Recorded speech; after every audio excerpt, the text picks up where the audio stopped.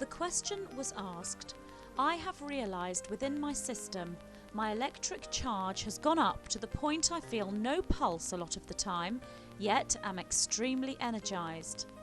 How much control do I have within my own electromagnetic field? The 9 tell me that once a being stands in balance, he has complete control over his own electromagnetic field by directing his consciousness in accordance with universal flow. Can something not in tune with my conscious wishes enter it with anything other than the best intent of my light being? Not if you are a conscious, ascending being following the path of light and awakening. When, if we ascend, in general, will there be greater love for some than others? For example, I love my wife and children more than the guy who delivers my newspaper. Moreover, I love the guy who delivers my newspaper more than the guy who cuts me off in traffic. Will this change after ascension? The 9 tell me, those that ascend in positive polarity will already have unconditional love for all. This shall be highly developed in some and not so much in others. This unconditional love is not the same as the love for wives, children, or friends. In higher densities, all becomes equal, but in 4th and in 5th density, one shall still have a different and special love for family and friends than one has for all. However, one would always be aware that all are one, and all are aspects of oneself. Therefore, love for all shall be natural, and people cutting you off in traffic shall no longer be a problem. Would your guides be willing to elaborate on the sacred pinecone? I understand it is related to the pineal gland. The pinecone is a symbol for the pineal gland within the brain because it looks like a tiny pine cone. The pinecone is a good symbol also because it embodies the shape of the universe.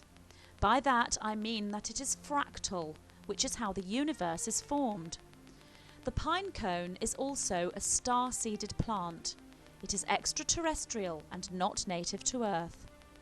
The pineal gland is a small gland within the brain that operates like an inner eye, and when people speak of opening the third eye, it is the pineal gland they are talking about. It is actually like a little transmitter, like an aerial, that connects us into higher communication.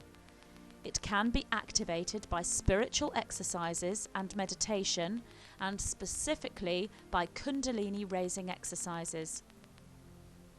Can you explain in biological terms what happens to the brain when you become a genius? Is there any way we can help this process? What this means in biological terms is the equal use of the right and left hemispheres of the brain, and the use of the brain in a higher capacity than before. This means that those natural right hemisphere thinkers need to concentrate on logic in order to bring their thinking into balance. With the same respect, left-brained thinkers need to awaken to more creativity and abstract metaphysical thinking to balance their logic. This can also be explained by masculine and feminine forces being balanced within the body.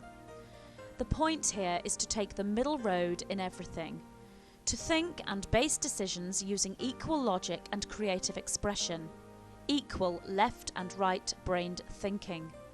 Most people are predominantly one or the other. The genius is a complete balance of both. As light fills the body, it shall also fill the physical brain.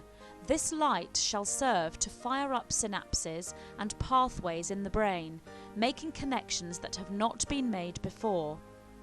In meditation, visualizing the brain filling with light, waking up sleeping connections and connecting them together shall serve to create it. Thinking of oneself as a genius, believing one is a genius, believing and knowing one thinks in perfect left-right hemisphere balance shall serve to create it.